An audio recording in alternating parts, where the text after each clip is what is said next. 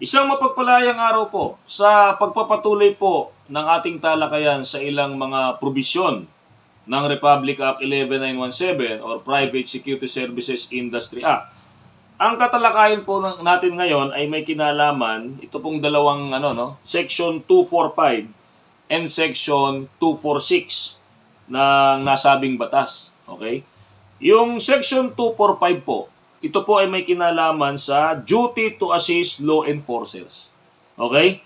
So, dito po, nakalagay po rito, any security personnel or any security guard shall be duty bound to assist law enforcers, law enforcement officers in the pursuit of their duty. No?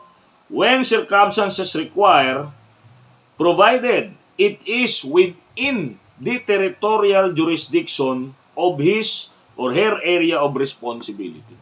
So as long as it is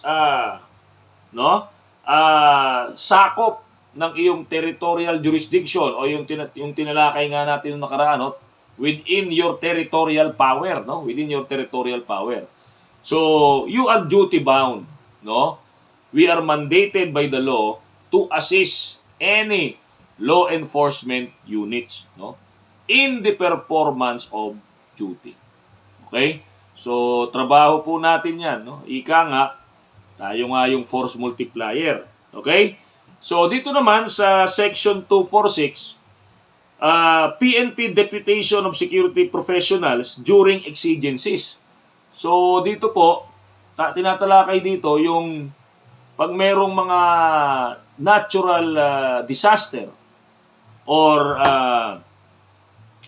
tawag niyan, isang sitwasyon na nangangailangan ng malawak na pagkilos, So, pwede tayong i-deputize ng PNP. Okay? So, maliwanag po rito, In cases of emergency or in times of disaster or calamities, the Chief PNP or his authorized representative may deputize any security professional to assist the PNP in the conduct of activities including but not limited to search and rescue operation, crowd control, disaster relief, and rehabilitation, among others. Okay, so yun po yung sinasabi ng batas, So we may be deputized by the PNP, as security professional, we may be deputized by the PNP in terms of any emergency situation,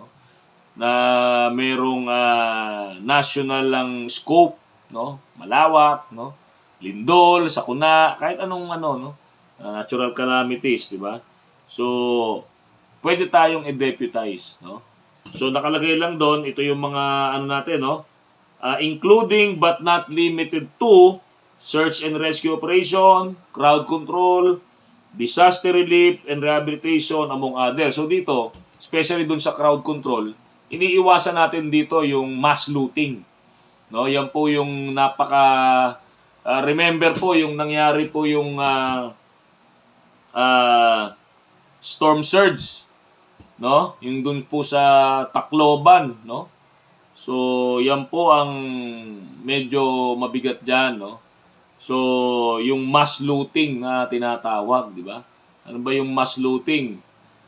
Let's say, nagkaroon ng natural calamities, Wala nang peace and order, di ba? Chaos na yung komunidad, biglang merong grupo ng mga personalidad na, let's say, sasalakayin yung isang supermarket, basta na lang babasagin yung glass panel, di ba? So, kung tayo ay dineputize ng PNP sa ganyang klaseng sitwasyon, mahalaga pong magkaisa po tayo sa bagay na yan. Di ba?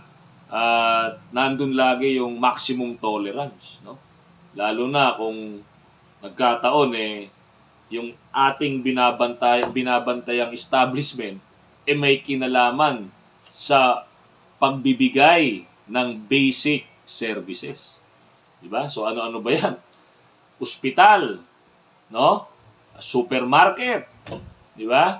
So, yung mga bangko, mga lending institution, okay, mga financial services, no? So, water services, di ba yan, yung mga may kinalaman sa mga basic services. Kadalasan naman, yan yung niluloot, no? Yan yung mga biktima ng mass looting in terms of chaos, no? Pagka nagkaroon ng problema sa peace and order. Okay? So, muli, maraming salamat. Stay safe, be alert, and be aware.